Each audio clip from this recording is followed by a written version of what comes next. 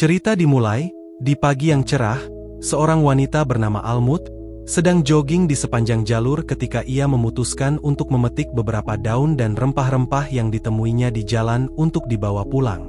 Sesampainya di rumah, dia mengambil beberapa telur dari kandang ayam dan menuju ke dapur untuk menyiapkan sarapan. Setelah selesai, dia memberi beberapa makanan kepada suaminya bernama Tobias untuk mencicipi. Bertahun-tahun yang lalu, Tobias pernah terbangun di tengah malam dan mendapati Almut di kamar mandi, mulai merasakan gejala awal kehamilan. Tobias mencatat tanda-tanda itu di buku catatannya. Saat ini, Almut sedang sibuk bekerja di restorannya, memamerkan kemampuannya dengan penuh konsentrasi, hingga tiba-tiba merasakan sakit yang mengganggu. Bersama Tobias, ia pergi ke dokter yang merekomendasikan untuk memulai kemoterapi demi mengecilkan tumor yang belum bisa dioperasi. Tujuannya adalah memperlambat pertumbuhan tumor agar nantinya bisa dioperasi. Mereka disarankan agar Almut melanjutkan pengobatan untuk mencegah kekambuhan. Tobias terus mendampingi Almut, membicarakan langkah-langkah selanjutnya dengan dokter, dan bertanya bagaimana kondisi ini dapat mempengaruhi pekerjaannya. Dokter menyarankan agar Almut beristirahat sejenak dari pekerjaannya karena tingginya tingkat stres. I would advocate stepping back. Setelah meninggalkan kantor dokter, Almut mengungkapkan ide untuk mengadopsi anjing agar putri mereka memiliki teman yang dapat mendukungnya dalam menghadapi berbagai tantangan di masa depan. Ia berharap, dengan memiliki hewan peliharaan, putrinya akan belajar menghadapi kemungkinan kehilangan. Tobias yang merasa bingung, bertanya apakah benar ia ingin menggunakan anak anjing untuk memberikan pelajaran pada putri mereka. Almut juga mengakui ketidakyakinannya untuk menjalani kemoterapi lagi karena pengalaman sebelumnya yang sangat berat. Meski berharap pengobatannya berhasil, ia takut bahwa Tobias tidak benar-benar memahami perasaannya. Almut menyadari bahwa kualitas waktu bersama lebih berharga daripada kuantitas. Pada akhirnya, Almut menyatakan bahwa ia tidak menolak pengobatan secara langsung, tetapi ingin mempertimbangkan semua opsi yang ada. Cerita kembali ke masa lalu, Tobias terbangun di kamarnya, mengenakan setelan terbaiknya.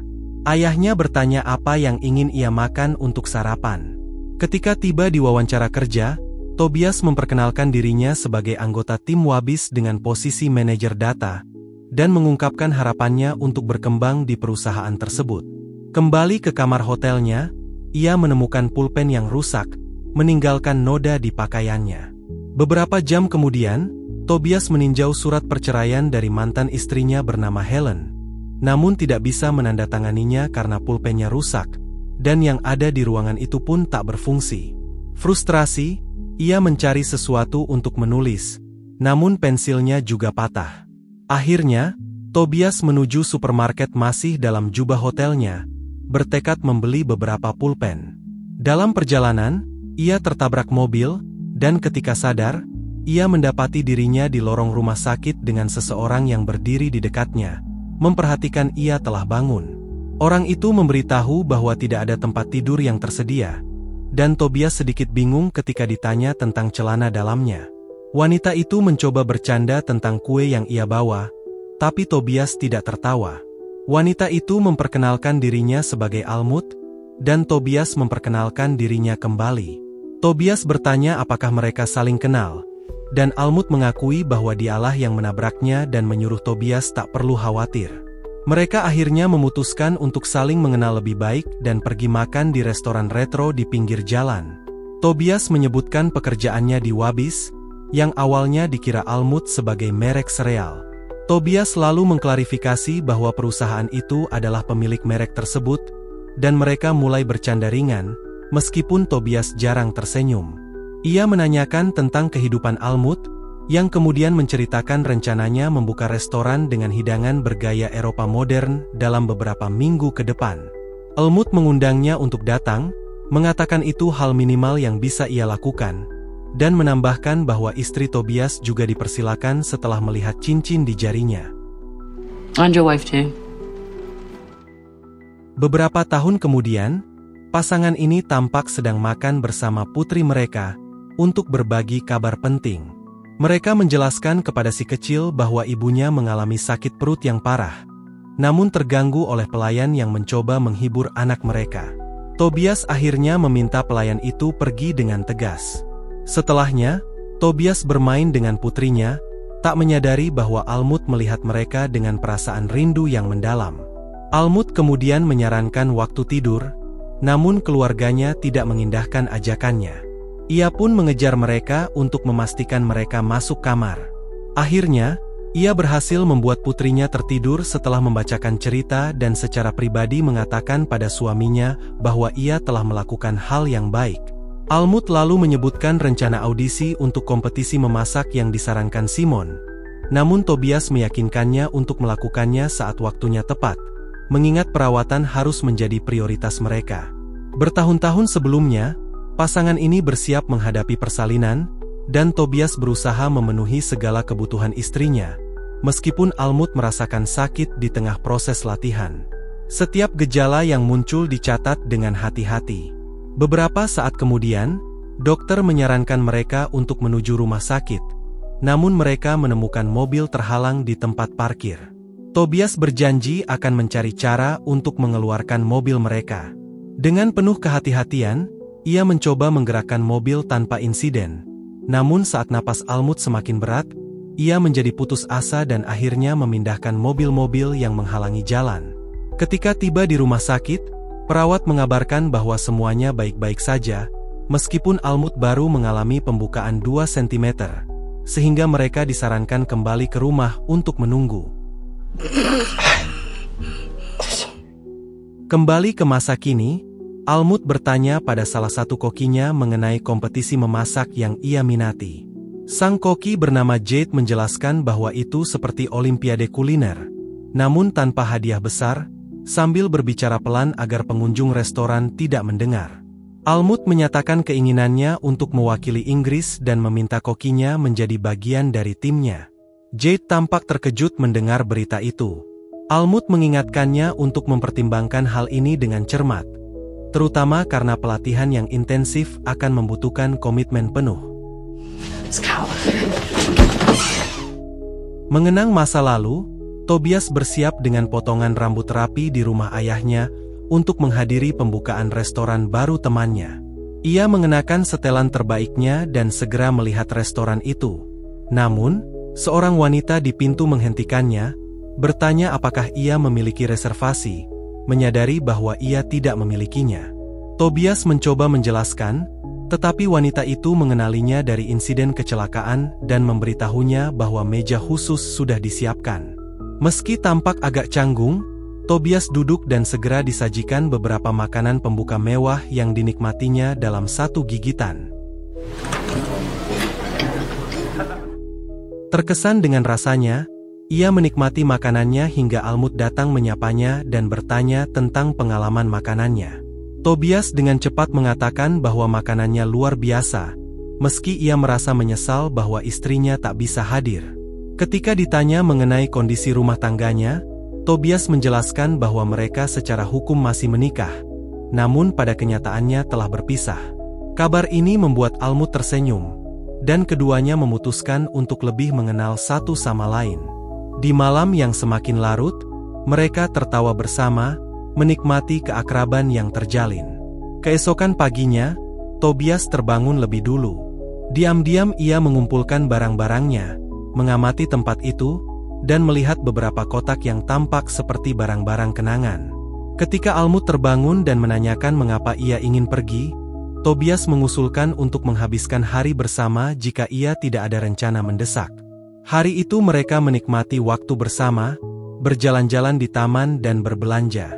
Kedekatan mereka terasa semakin alami. Saat kembali ke apartemen Almut, Tobias terbuka tentang masalah rumah tangganya dengan mantan istrinya yang semakin memburuk ketika ia mengambil pekerjaan di Swedia. Meski berusaha, pernikahan mereka akhirnya berakhir karena Helen lelah berjuang. Almut pun membagikan pengalamannya sendiri dan menawarkan untuk membuatkan Tobias telur orak-arik terbaik yang pernah ia rasakan. Sambil memasak, Almut dengan santai menjelaskan bahwa memecah telur di permukaan datar adalah cara terbaik, dan Tobias terpikat pada setiap kata-katanya. Ketika Tobias menutup pintu, mereka berdua tetap merasa terhubung meski ada penghalang fisik di antara mereka. Pertemuan mereka pun semakin sering terjadi, dan pada suatu malam setelah menghadiri pesta bersama, hubungan mereka berlanjut dengan keakraban yang semakin erat. Tobias mengenang percakapan mendalam mereka, dengan berani mengungkapkan kepada Almut bahwa meskipun memiliki anak bukan hasrat utamanya, ia merasa itu adalah sesuatu yang alami baginya. Sedikit bingung, Almut meminta klarifikasi. Tobias menjelaskan bahwa ia lebih suka menghadapi pembicaraan yang mungkin tidak nyaman sekarang daripada berurusan dengan percakapan yang lebih sulit 5 atau 10 tahun kemudian. Belum sepenuhnya memahami maksudnya, Almut menyuruhnya untuk tenang. Dalam kejujuran yang tiba-tiba, Tobias mengaku bahwa ada kemungkinan besar ia akan jatuh cinta padanya. Kata-kata itu membuat Almut sejenak terdiam. Ia menjelaskan bahwa dirinya bukan tipe yang merencanakan masa depan berdasarkan janji cinta, dan merasa mungkin lebih baik mereka mengucapkan perpisahan. Di masa kini, Almut tiba di rumah, meletakkan barang-barangnya di dekat pintu dan terkejut melihat susunan lilin yang indah. Ini membawanya langsung ke Tobias yang menunggunya dengan senyuman hangat. Setelah memastikan putri mereka tertidur, Tobias mengingatkan tentang percakapan pahit pada hari ia menerima diagnosisnya. Tersentuh, ia meminta maaf karena tidak dapat bereaksi tenang saat itu, dan mengungkapkan bahwa kini ia ingin bisa memberi putrinya jawaban yang lebih mencerminkan perasaannya. Tobias mengeluarkan buku catatannya, dan meski tampak gugup, ia mencoba membaca kata-kata yang telah ditulisnya.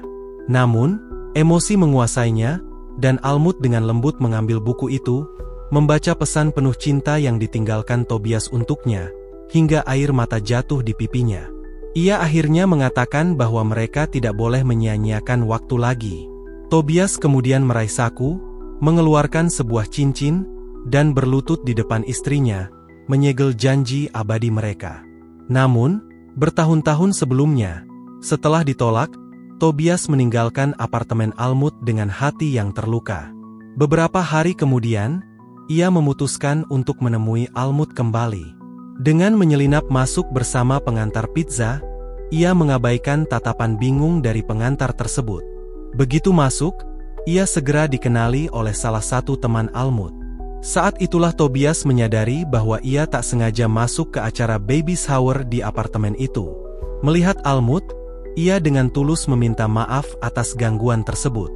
Tobias menjelaskan bahwa ia sedang lewat di depan restoran Almut, dan pikirannya melayang.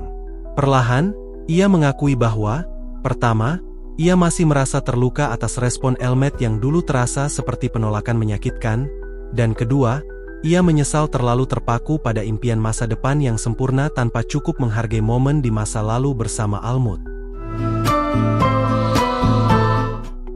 Di masa sekarang, mereka pergi ke taman bersama putri kecil mereka dan mulai memotong rambut Almut, momen ringan penuh makna yang diabadikan dengan mengumpulkan rambutnya ke dalam kotak kenang-kenangan kecil.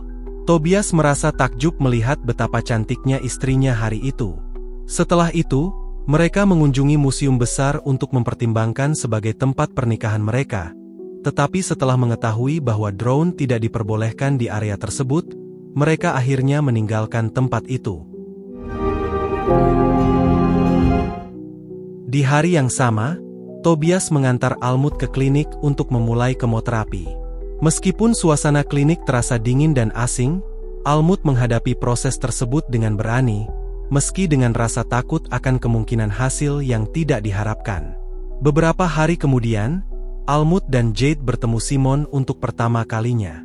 Mereka menyapa dengan sopan, dan Simon memuji potongan rambut baru Almut serta memberikan selamat atas prestasinya.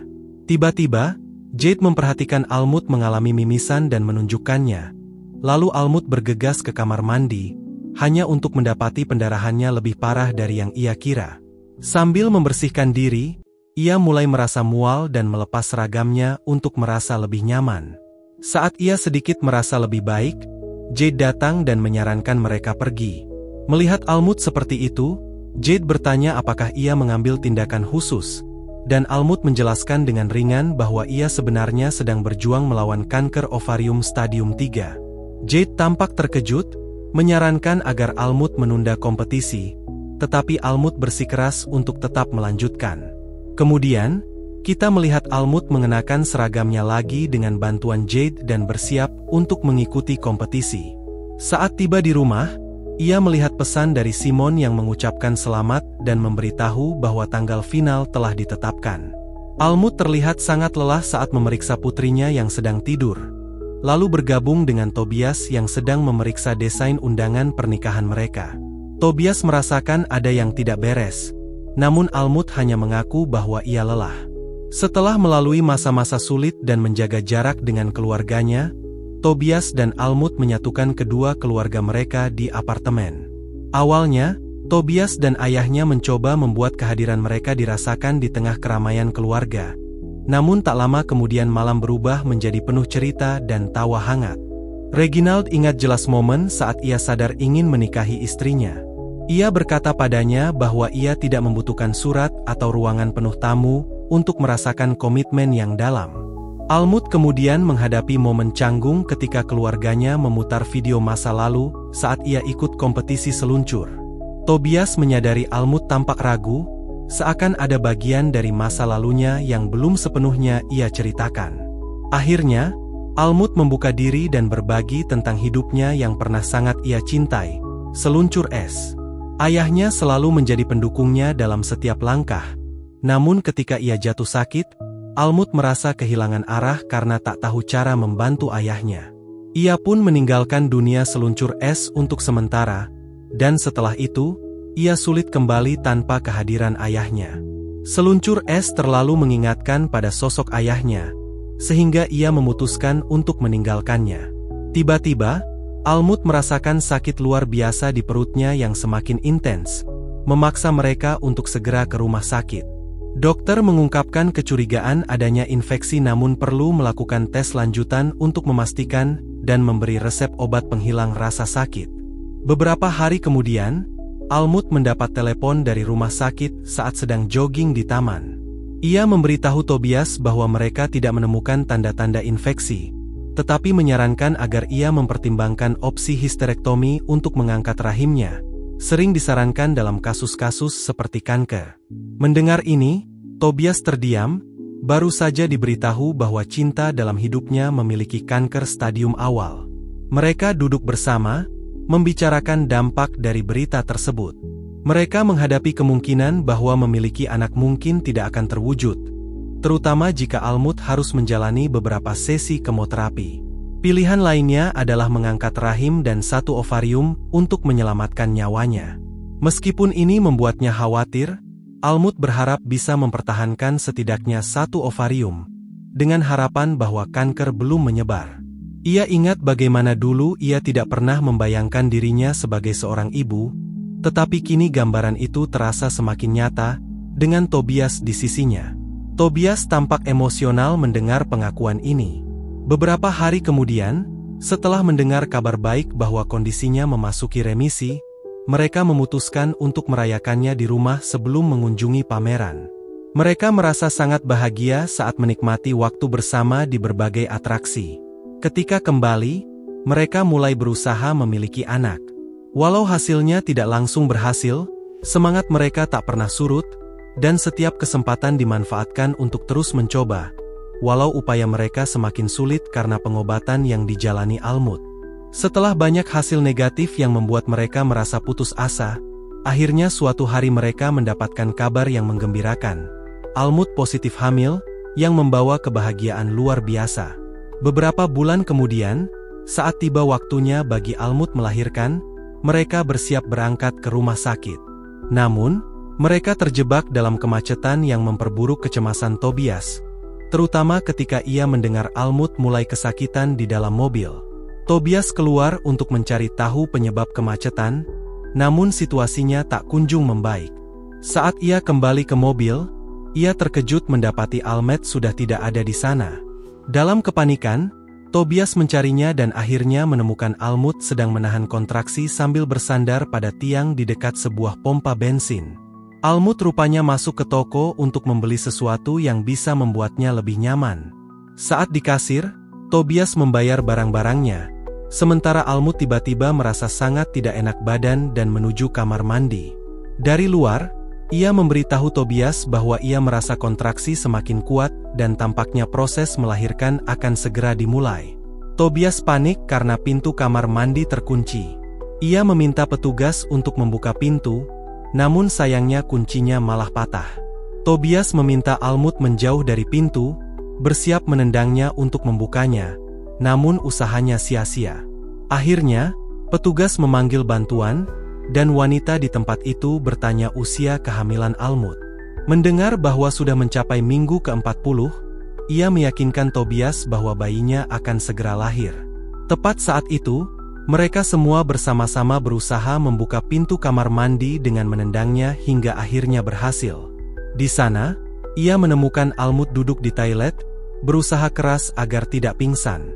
Dengan meminta maaf, Almut menjelaskan bahwa ia tidak bisa menahan lebih lama lagi, karena ia bisa merasakan bayinya akan segera lahir. Tobias segera menghubungi dokter untuk memberitahu bahwa waktunya telah tiba, meskipun mereka masih di pompa bensin. Almut pun bersiap untuk mulai mendorong, tanpa mempedulikan orang-orang di sekitar. Tobias memberitahunya bahwa ia sudah bisa melihat kepala bayi, sementara seorang wanita lainnya membantu dan Tobias menerima instruksi dari dokter tentang cara membantu Almut melalui proses tersebut. Walaupun pikirannya tegang dan ia tidak memahami semua instruksi secara langsung, Tobias berusaha sebaik mungkin, hingga akhirnya ia berhasil menggendong putrinya yang baru lahir. Tangisan bayi memenuhi ruangan, membawa kelegaan dan kegembiraan bagi semua orang. Para pekerja pompa bensin pun ikut berbagi kebahagiaan mereka. Dokter memberitahu bahwa ambulans sudah dalam perjalanan, sementara Tobias menjaga keluarganya tetap hangat. Dalam perjalanan pulang, Tobias mengucapkan terima kasih pada para pekerja dengan lambaian tangan, sebelum akhirnya merangkul keluarga kecilnya untuk pertama kalinya. Namun, kebahagiaan itu segera tergantikan saat dokter memberitahu mereka bahwa tumor Almut tidak bisa mengecil, dan adanya penyebaran metastasis menghambat kemungkinan operasi. Meskipun masih ada opsi pengobatan lain, dokter mengingatkan untuk tidak kehilangan harapan, meski kenyataannya sulit diterima. Tobias mencoba bertahan, meski dokter menyarankan bahwa tidak apa-apa untuk merasa tidak baik, terutama setelah apa yang mereka alami. Saat mereka kembali ke mobil, Tobias menyebutkan bahwa ia memiliki rapat dan bertanya apakah Almut bisa menjemput putri mereka, yang langsung ia setujui. Di lain waktu, kita melihat Almut bersama Jade dalam sesi latihan untuk kompetisi, namun tekanan mulai mempengaruhinya. Jade menyarankan agar Almut beristirahat, tetapi ia menolak, merasa harus kembali memulai dan menemukan cara untuk menghadapi semua ini. Akhirnya, ia setuju untuk mengambil jeda sejenak dan melangkah keluar ke tempat parkir, di mana pengaruh kemoterapi semakin memaksanya untuk melepaskan segala rasa ketidaknyamanannya. Saat putrinya bernama Ella menunggu di tengah hujan bersama gurunya, Almut terus berlatih hingga akhirnya mencapai tujuannya. Right, what's next? Beberapa saat kemudian, ia tiba di rumah tampak sejenak terbebas dari stres, tetapi Tobias langsung menegurnya. Dia bertanya di mana Almut berada, karena sebelumnya dia menelepon restoran untuk mencarinya, tetapi tidak ada yang bisa memberitahu keberadaannya. Saat itu, Almut sadar bahwa dia lupa menjemput putrinya dari sekolah dan mulai meminta maaf berkali-kali. Tobias yang menunggu penjelasan, mendengar Almut mengaku bahwa ia diam-diam berlatih untuk kompetisi yang pernah diminta Tobias untuk ditunda. Air mata memenuhi mata Almut saat ia menyampaikan kebenaran. Tobias kemudian bertanya sudah berapa lama Almut memprioritaskan memasak daripada pemulihannya, dan apakah rumah sakit tahu soal latihannya. Almut menganggap tidak banyak bedanya untuk memberitahukan atau tidak, tetapi Tobias menjadi kesal dan memintanya untuk menghadapi kenyataan bahwa ia mengidap kanker dan berhenti memaksakan diri. Saat Almut menjelaskan bahwa ia tahu peluang sembuhnya kecil dan tidak ingin meninggal tanpa mengejar mimpinya, Tobias merasa ia dan putri mereka tidak cukup berharga bagi Almut, sehingga kemarahan mulai menguasainya. Tobias kesulitan memahami mengapa Almut terus mempertaruhkan dirinya. Almut menjelaskan bahwa ia ingin putrinya tumbuh dengan kenangan positif tentang dirinya, sebagai sosok yang kuat, bukan sekadar ingatan tentang masa pemulihan. Ia tidak ingin hubungannya dengan putrinya dikenang pahit hanya karena penyakitnya. Meskipun mengaku takut tidak diingat, ia ingin meninggalkan kesan baik. Kata-kata yang awalnya tajam perlahan meredakan ketegangan mereka, dan keduanya berhasil menahan emosi dan duduk untuk berbicara di meja. Tobias memahami keinginan Almut untuk dikenang karena pencapaiannya, tetapi ia mengingatkan bahwa mereka, terutama Ella, perlu tahu yang sebenarnya terjadi. Almut mengakui kesalahannya, dan Tobias menanyakan jadwal kompetisinya.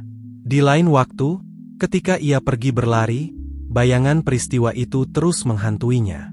Pada suatu pagi, dia melewati arena seluncur es yang mengingatkannya pada beberapa kenangan lama. Ketika tiba di apartemen Jade, dia disambut dengan potongan rambut baru yang mirip dengannya, sebagai tanda dukungan tanpa syarat di hari kompetisi. Jade merasa sangat gugup hingga muntah ke dalam ember begitu mereka memasuki dapur. Mereka cepat berkeliling di sekitar tempat yang penuh dengan kerumunan orang yang menyemangati mereka. Almut berhasil melihat keluarganya di antara orang-orang tersebut yang memberikan dukungan penuh. Mereka memiliki waktu 5 jam untuk menyelesaikan berbagai kreasi mereka, yang mengharuskan mereka bekerja keras di dapur sepanjang waktu.